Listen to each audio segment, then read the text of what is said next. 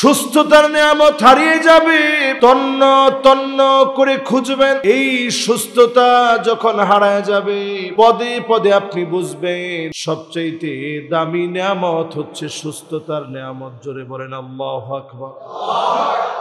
কত টাকার মালিক আপনি হলেন, এর চাইতে বড় নিয়ামত আল্লাহ আপনাকে কতটুকু সুস্থ রেখেছে। আমরা অনেক সময় আল্লাহর প্রশংসা আদায় করতে পারি, কিভাবে প্রশংসা আদায় করতে হয় বুঝি না। আল্লাহর প্রশংসায় যদি এতটুকুন বলার চেষ্টা করি, আলহামদুলিল্লাহ, আল্লাহ আমাকে অনেক ভালো রাখছে। আপনি কম খাইলেন, কম পড়লেন, অন্যের চাইতে আল্লাহ তাআলা আপনাকে হয়তো কম দিয়েছে।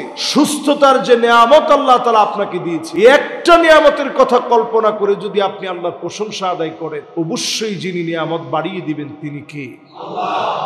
এই জন্য যখন আপনি অসুস্থ হয়ে যান, আল্লাহ রাব্বুল আলামিনকে তখনও স্মরণ করবেন। ওয়া ইযা মারিতু ফাহুয়া ইয়াশফিন। অসুস্থ যখন আমি হয়ে যাই, আমার মালিক আমাকে সুস্থ বানায় দেন। আল্লাহর নবী প্রতিনিয়ত এমন কিছু দোয়া পড়েছেন। ফজরের নামাজের পরে নবীজি আল্লাহ রাব্বুল আলামিনের কাছে প্রতিদিন সুস্থতার নিয়ামত চেয়েছেন, মাগরিবের নামাজের পরে চেয়েছেন। ফলশ্রুতিতে নবীজি সহ সাহাবায়ে কেরামদেরকে যিনি সুস্থতার নিয়ামত দিয়েছেন তিনি কে? নবীজি সাল্লাল্লাহু আলাইহি সাল্লাম প্রতিদিন ফজরের নামাজের পরে সুস্থতার নিয়ামত আল্লাহর কাছে কামনা করতেন। নবীজি পড়তেন আল্লাহুম্মা আফিনি ফি বাদানি। সবাই পড়েন আল্লাহুম্মা আফিনি ফি বাদানি, আল্লাহুম্মা عافني في سمعي، اللهم عافني في بصري، لا إله إلا أنت। এই দোয়াটা নবীজি তিনবার পড়তেন। কি আছে দোয়ার ভিতরে? আল্লাহুম্মা আফিনি ফি বাদানি, আল্লাহ আপনি আমার শরীরটাকে সুস্থ রাখেন, মুক্ত রাখেন বিপদ আপদ থেকে। অসুস্থতার যে বড় মুসিবত, এই মুসিবত থেকে আল্লাহ আপনি আমার শরীরটাকে সুস্থ রাখেন। আল্লাহু আকবার। আল্লাহুম্মা আফিনি ফি সামঈ, আমার শ্রবণ শক্তিকে আল্লাহ আপনি সুস্থ রাখেন, শ্রবণ শক্তিটাকে আল্লাহ আপনি ভালো রাখেন। আল্লাহুম্মা আফিনি ফি বাসারি, দৃষ্টি শক্তিকে আল্লাহ আপনি ভালো রাখেন।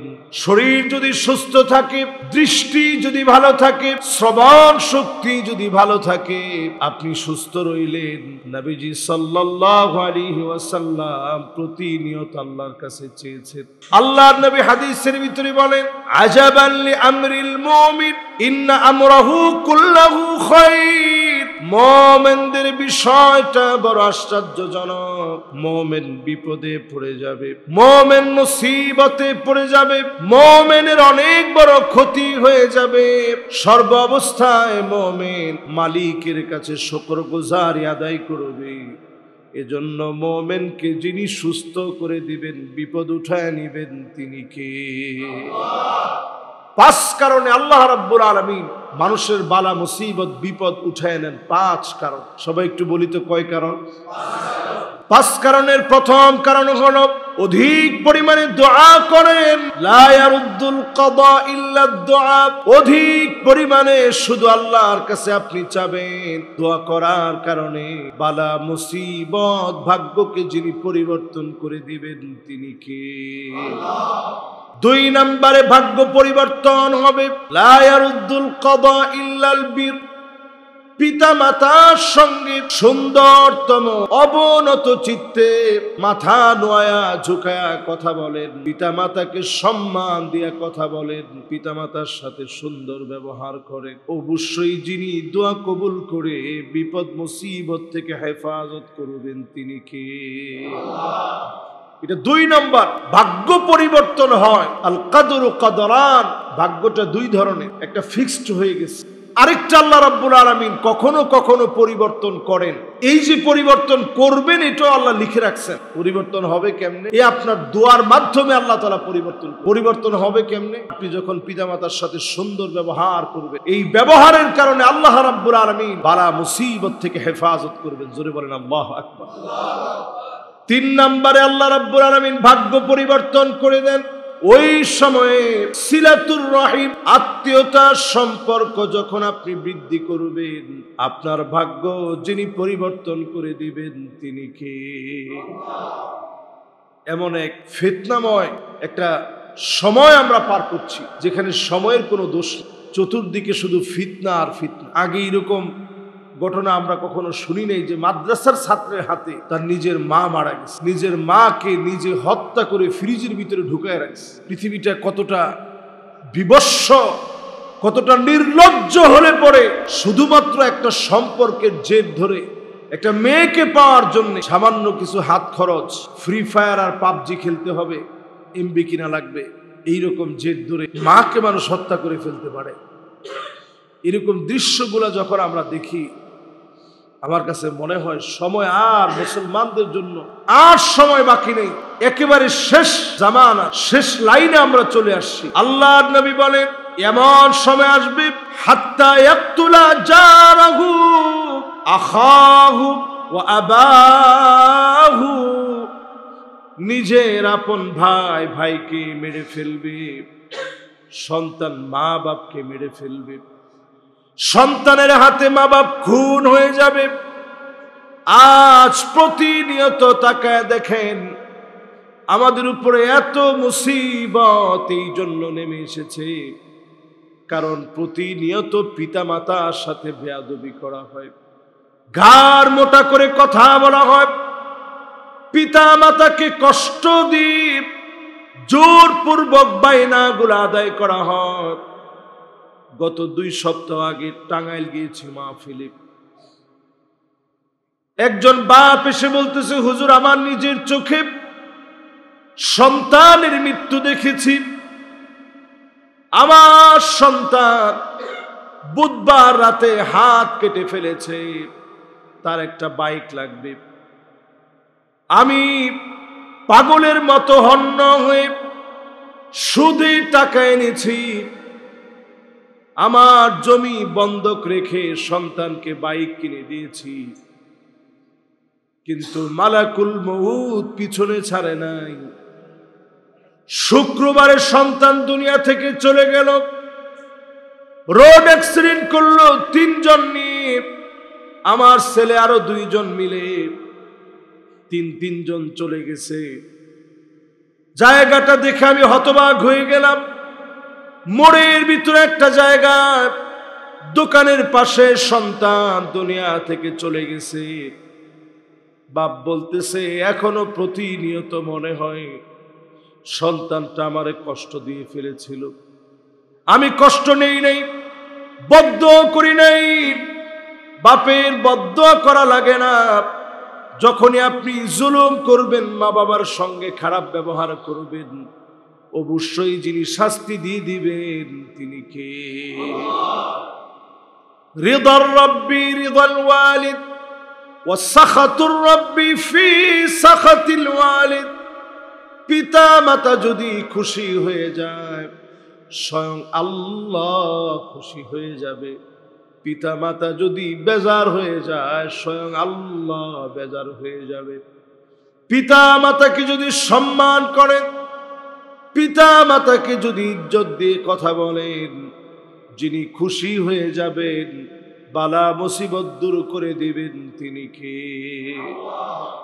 তদ্রুপ পিতা মাতার পরে আত্মীয় স্বজন যারা আছে, রাসূল করিম সাল্লাল্লাহু আলাইহি সাল্লামের কাছে এক সাহাবী আসছে, ইয়া রাসূলুল্লাহ, আমি গুনাহ করে ফেলছি,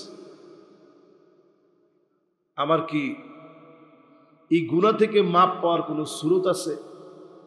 নবীজি বললেন, তোমার কি মা জীবিত আছে? বলছে, লা ইয়া রাসূলুল্লাহ, আমার আম্মা দুনিয়া থেকে চলে গেছে। রাসূল বললেন, আলাকা খালা, তোমার কি ফুপি আছে, খালা আছে? বলছে আছে। বলছে, যাও তাদের সঙ্গে সুন্দর ব্যবহার করো। এই সুন্দর ব্যবহারের কারণে আল্লাহ রাব্বুল আলামিন তোমার গুনাহ খাতা মাফ করে দিবেন। সুবহানাল্লাহ। এই জন্য যদি গুনাহ থেকে মাপ পেতে চাই, বালা মুসিবত থেকে যদি বাঁচতে চাই, নিজের ফুফুর খবর নেন, চাচার খবর নেন, নিজের খালার খবর নেন, মামার খবর নেন। আপন ভাই যদি অভাবে থাকে, বোন যদি অভাবে থাকে, আপনি নিজে খবর নেন। যদি কিছু দিতে নাও পারেন, আপন ভাইটাকে আপনি যাকাতের টাকা দিতে পারেন, বোনকে আপনি যাকাতের টাকা দিতে পারেন। জায়েজ আছে না নাজায়েজ? সবাই একটু নিজেরা ফতোয়া দেন, জায়েজ আছে? জায়েজ শুধু না, বরং আপনি দিবেন। আপনার ভাই যদি অভাবে থাকে, আপনার 1 লাখ টাকা যাকাত আসছে, প্রথমেই আপনি প্রায়োরিটি দিবেন আপনার ওই ভাইটাকে, তাকে আপনি দেন। প্রত্যেক মাসে কিছু কিছু টাকা আপনি অগ্রিম পাঠায় দেন। আপনি শুধু দেওয়ার সময় নিয়ত করে রাখেন যে যাকাতের টাকা দিলাম। ওইটা বলার দরকার নেই যে ভাই তোমার যাকাতের 5,000 টাকা পাঠাইছি। যাকাতের টাকা কিন্তু বলে দিতে হয় না যে ভাই যাকাতের টাকা দিলাম। আপনি বলবেন ভাই তোমারে গিফট করলাম, তোমারে হাদিয়া দিলাম। যাকাত মানে আরেকজনকে মালিক বানায় দেওয়া। নিজের ভাইদের একটু খোঁজ খবর নেন, বোনের একটু খোঁজ খবর নেন। যিনি ভাগ্য পরিবর্তন করে দিবেন তিনি কে? আল্লাহ রাব্বুল আলামিন ভাগ্য পরিবর্তন করেন তখন ইস্তিগফার যখন অধিক পরিমাণে পড়বেন, আস্তাগফিরুল্লাহ আস্তাগফিরুল্লাহ যখন বেশি বেশি পড়বেন, জবানে যখন আস্তাগফিরুল্লাহ চালু হয়ে যাবে, আপনার গুনাহ খতা মাফ করে বালা মুসিবত যিনি উঠায় নিবেন তিনি কে? বালা মুসিবত থেকে বাঁচার জন্য ইস্তিগফার বেশি বেশি পড়া, নিজের ভাগ্য পরিবর্তনের জন্য ইস্তিগফার বেশি বেশি পড়া। বদরের প্রান্তে কি পরিমাণ নবীজি যে ইস্তিগফার করছেন। আগের রাত্রিতে নবীজি সাল্লাল্লাহু আলাইহি সাল্লাম সেখানে নবীজি সাল্লাল্লাহু আলাইহি সাল্লাম চলে গেছেন। ওইখানে একটা মসজিদ হয়েছে, মসজিদে আরিশ, আপনারা দেখবেন গেলে, বদর প্রান্তের পাশে। ওই জায়গায় নবীজি সিজদায় পড়ে এত পরিমাণ কাঁদতেছিলেন আর বলতেছিলেন ইয়া হাইয়ু ইয়া কাইয়ুম। হযরত আলী রাদিয়াল্লাহু তাআলা আনহু অবাক হয়ে গেলেন, এত পরিমাণ কান্না করার কারণ কি? কানটাকে নিয়ে নবীজির জবানের সামনে রাখলেন। কি বলে নবীজি এত পরিমাণ বেহুশের মতো কাঁদতেছে? গড় গড় করে ফুপিয়ে ফুপিয়ে আওয়াজ হচ্ছে, আজিজুন কাজিজিল মিরজাল। ফুটন্ত পানি গরম করার জন্য পাতিল সহ যখন বসানো হয়, যেইভাবে আওয়াজ হয় নবীজির ভিতর থেকে এইভাবে আওয়াজ বের হচ্ছে। বড় অবাক হয়ে গেলেন, কি বলে নবীজি এত পরিমাণ কাঁদতেছে?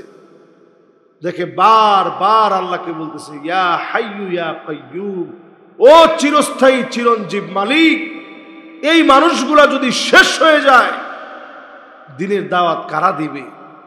আল্লাহ পাক কল্পনার বাহিরের বিজয় বদরের প্রান্তে আল্লাহ পাক মুসলমানদেরকে বিজয় দিয়ে দিলেন। জোরে বলেন আল্লাহু আকবার।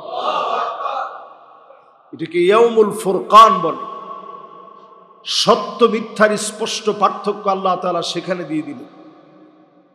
এই যে বিজয়টা মুসলমানদের আসছে, সাহাবায়ে কেরামের জবানের মধ্যে ইস্তিগফার এত পরিমাণ ছিল, উদ্দীপনা ছিল এত বেশি, ইস্তিগফারের শক্তিতে তারা বলিয়ান ছিলেন।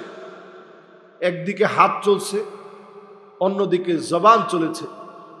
সাহাবায়ে কেরামের কণ্ঠে আরেকটা ধ্বনি ছিল তাকবীর আল্লাহু আকবার, তাকবীর আল্লাহু আকবার। এই যে আমরা নারায়ে তাকবীর দিই, এই স্লোগানটাই বদরের প্রান্তে সাহাবায়ে কেরাম আরবিতে এইভাবে দিয়েছেন, তাকবীর আল্লাহু আকবার। আপনারা দেখবেন আরব দেশের বিভিন্ন, যদি আপনি আন্দোলনের কোনো ভিডিও দেখেন দেখবেন সবাই বলে তাকবীর আল্লাহু আকবার। এটা হচ্ছে হাদিসের পরিভাষা। নারায়ে তাকবীর এটা আমাদের বিপ্লবের পরিভাষা। এই পরিভাষার সঙ্গে শহীদদের রক্ত মিশ্রিত হয়ে আছে, ঠিক কিনা বলে? এই জন্য নারায়ে তাকবীর স্লোগান এটা আপনারা ভুলে যান। অনেকে দেখবেন নতুন করে এখন ফতোয়া দেয় নারায়ে তাকবীর, এটা তো হাদিসে নাই। আসেন আমরা নারায়ে তাকবীর বাদ দিয়া লিল্লাহে তাকবীর আল্লাহু আকবার বলি। লিল্লাহে তাকবীর হাদিসের মধ্যে নেই, এটা আজকে আমি পরিষ্কার মিডিয়ার সামনে বললাম। লিল্লাহে তাকবীর হাদিসের মধ্যে নাই। হাদিসের মধ্যে আছে কি? শুধু তাকবীর আল্লাহু আকবার, এটা হাদিসের মধ্যে আছে। তাহলে আমরা যে নারায়ে তাকবীর বলি, এটা তাকবীর আল্লাহু আকবারের একটা সরাসরি অনুবাদ, যেই অনুবাদ রক্তের সঙ্গে মিশ্রিত। এই স্লোগান মুসলমান ভুলে যেতে পারে না, ঠিক কিনা বলে?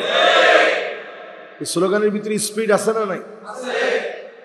এই জন্য এই স্লোগান অনেকের সহ্য হয় না। এই স্লোগান দিলেই অনেকে মনে করে যে এই স্লোগান তো রাজাকারের স্লোগান। এই স্লোগান কেন দেওয়া হলো? এই স্লোগান রাজাকারের স্লোগান নয়, এই স্লোগান ঈমান দীপ্ত মুসলমানের স্লোগান, ঠিক কিনা বলে?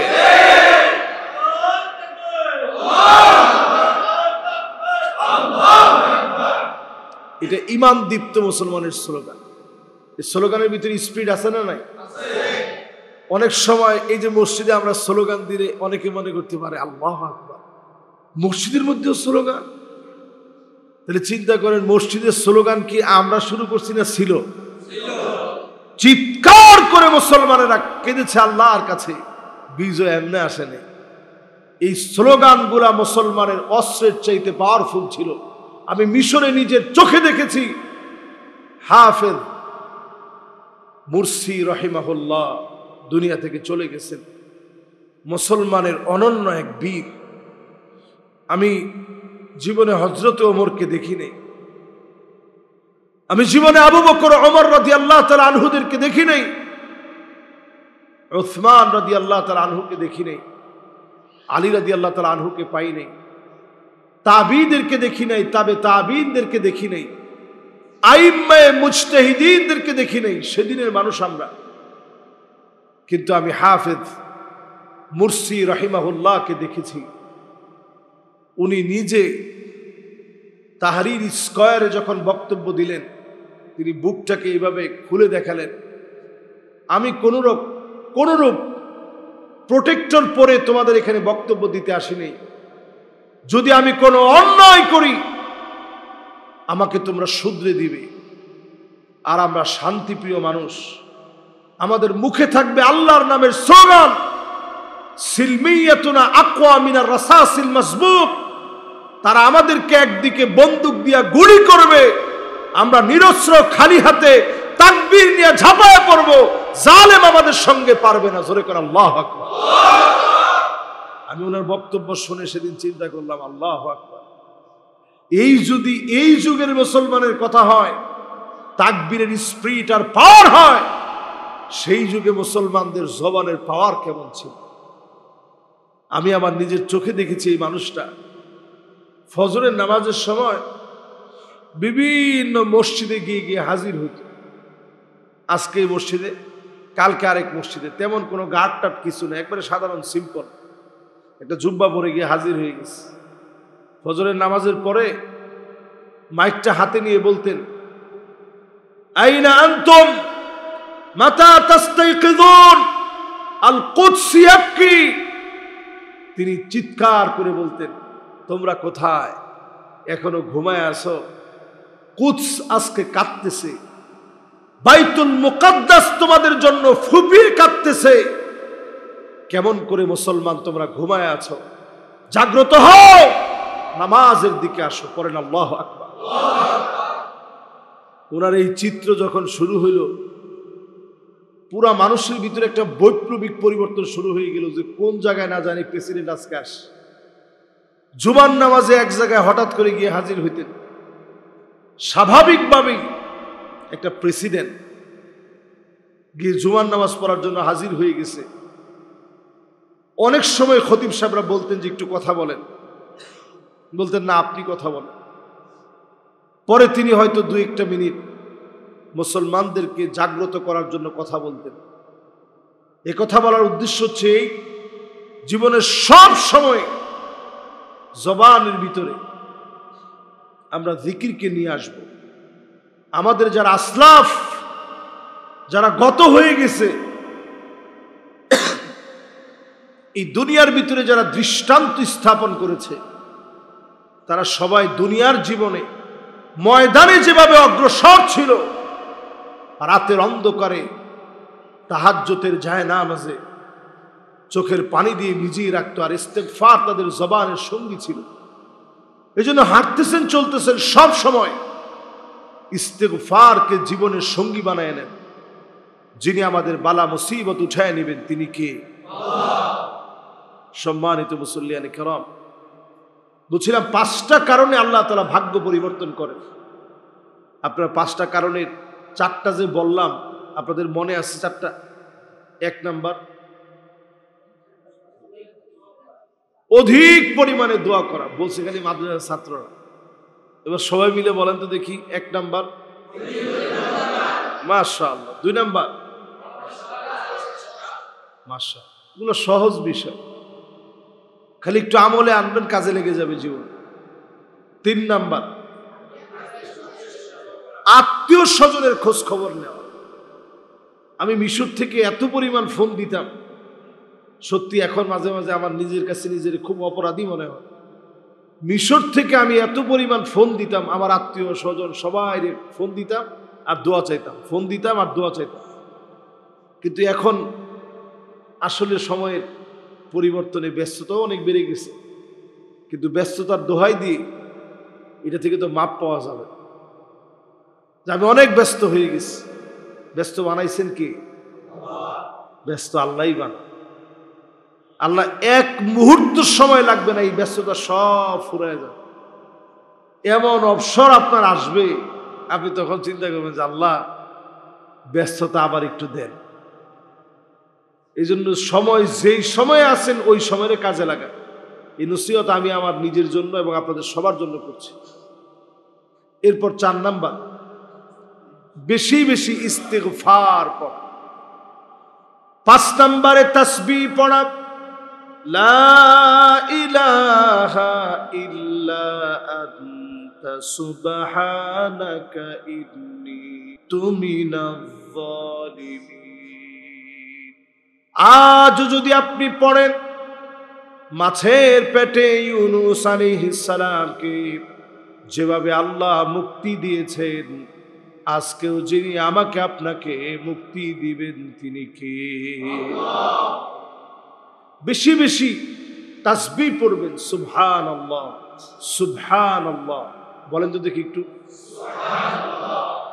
সুবহানা, সুবহানা, এই যে ভুলটা আমাদের, সুবহানাল্লাহ লাইসা সুবহানাল্লাহ। বার মধ্যে কিন্তু জবর না, বার মধ্যে কি? মাশাআল্লাহ, বার মধ্যে সাকিন, বার মধ্যে। তাহলে বলেন তো একটু সবাই, সুবহানাল্লাহ, সুবহানা, সুবহানাল্লাহ। মাশাআল্লাহ, আপনার কষ্ট পান নাই তো? একটা জুমার ভিতরে সব বিষয়গুলো আলোচনা করা খতিবের দায়িত্ব। আজকে গুরুত্বপূর্ণ একটা মাসআলা বলে ইনশাআল্লাহ আমি আমার আলোচনার ইতি টানতে যাচ্ছি। 5টা বিষয় তো সবার মনে থাকবে ইনশাআল্লাহ।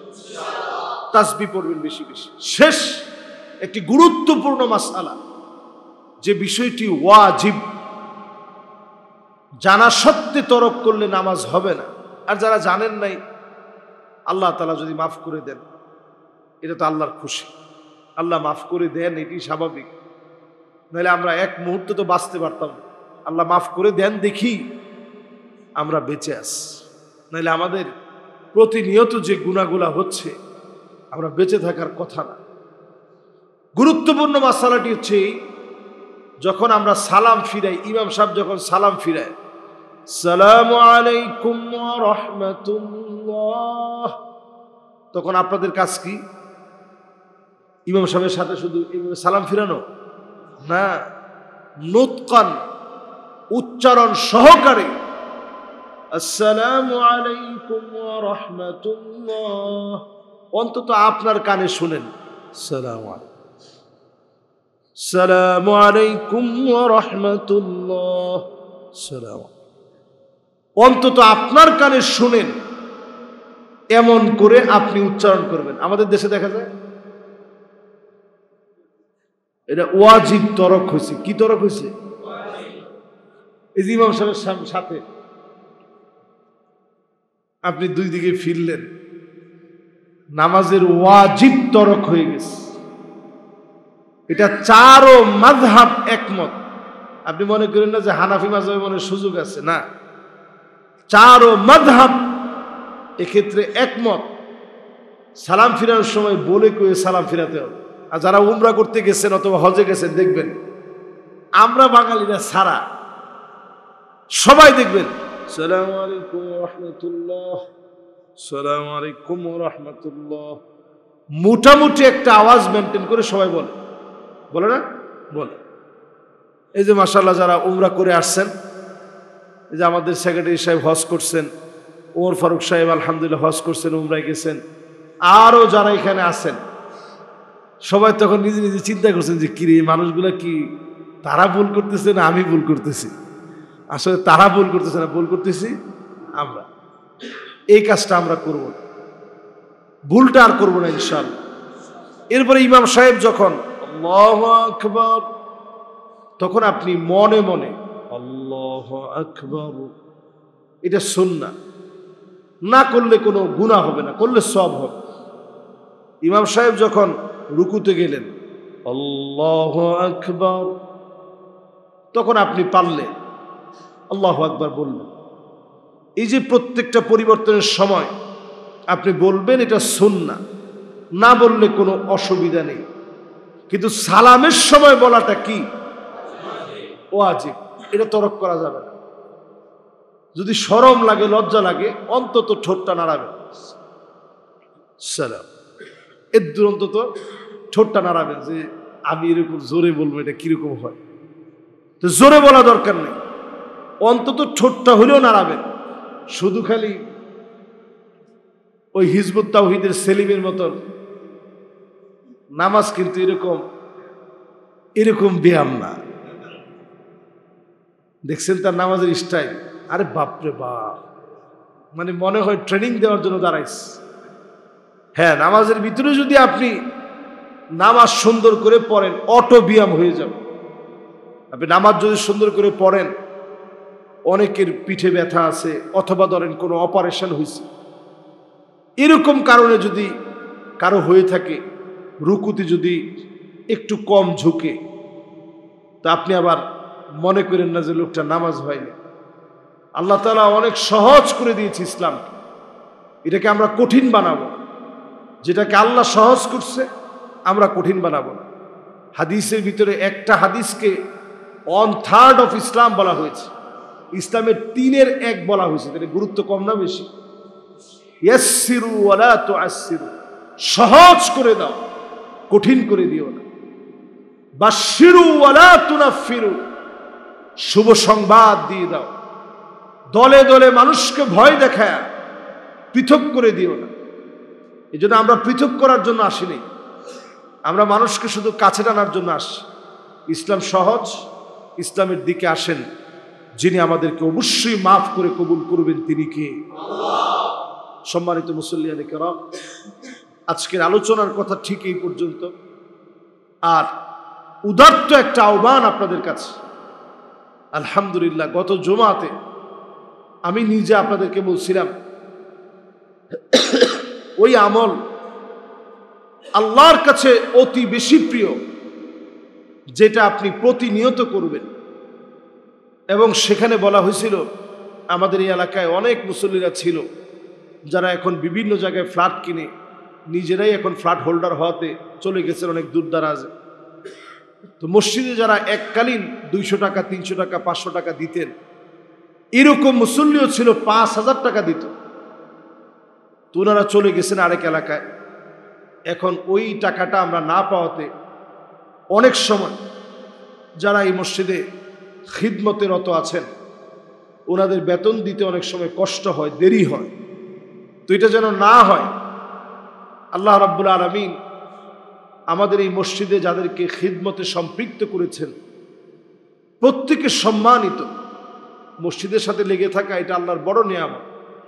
এই নিয়ামতের সাথে সম্পৃক্ত ব্যক্তিদের সাথে থাকা, মসজিদের টুকটাক আয় যা আসে এর মধ্যে আপনার একটা অংশগ্রহণ থাকুক। 200 টাকা, এখনকার বাজারে ভালো একটা জায়গায় নাস্তা করলেও 200 টাকায় হয় না, ঠিক না? আর চিন্তা করেন, আপনি এই মসজিদে ধরেন খতিব সাহেব, ইমাম সাহেব, মুয়াজ্জিন সাহেব, খাদেম সাহেব সহ সবাই আপনার বাসায় যদি যায়, আপনি স্বাভাবিকই চিন্তা করবেন যে একটু নাস্তা করাই। এ সব মানুষের জন্য একেবারে হিসাব করে আপনি মসজিদের সাথে লেগে থাকবেন যে না, মসজিদটা আমাদের। এই মসজিদটা যেহেতু আমাদের, আমরা প্রত্যেকে অংশগ্রহণ করি। 200 টাকা খুব বড় কিছু।